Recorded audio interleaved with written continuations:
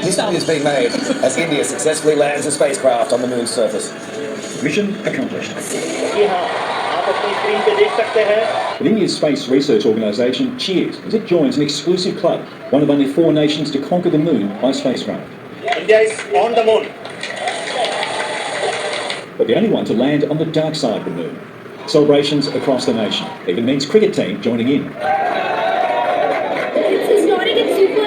I'm feeling super excited and super motivated. Waving the country's flag, Prime Minister Narendra Modi describes it as a victory cry of new India. This success belongs to all of humanity, and it will help moon missions by other countries in the future. Chandrayan 3, meaning mooncraft, began its slow journey in July, launching from the country's south.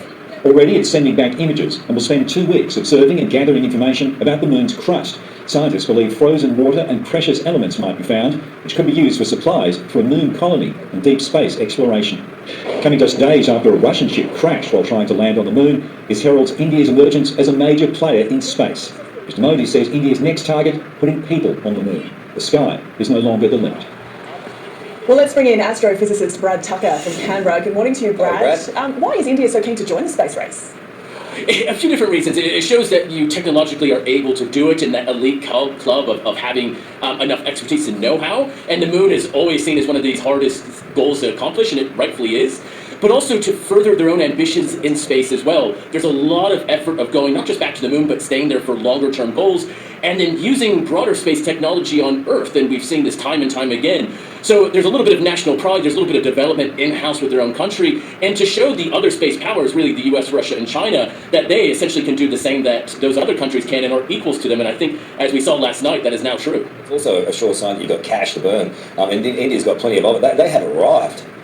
They have arrived, and India's Chandrayan 2 mission, the previous one, it had a failed landing back in September 2019, like the Russian one earlier this week. But that didn't stop them. They rebuilt the entire thing in only 3.5 years, and they only spent $70 million. Now, that's still a good sum of money, but when we look at the Apollo program, which cost $180 billion US dollars, and in fact, even the movie Gravity, like a decade ago with Sandra Bullock and George Clooney, that cost $120 million to make. So they were able to go to the moon for less money than making a movie about going into space, and nailed it. So look, it's a huge achievement, and they should be proud, and the entire community is for them. And Brad, is anyone calling it an Indian Vindaloo, or just Carl? Oh, that's good, Jack. Look, Carl's a bit of a special case, and I think that's probably a good way of describing it, but it is a spicy treat for the world that they laid.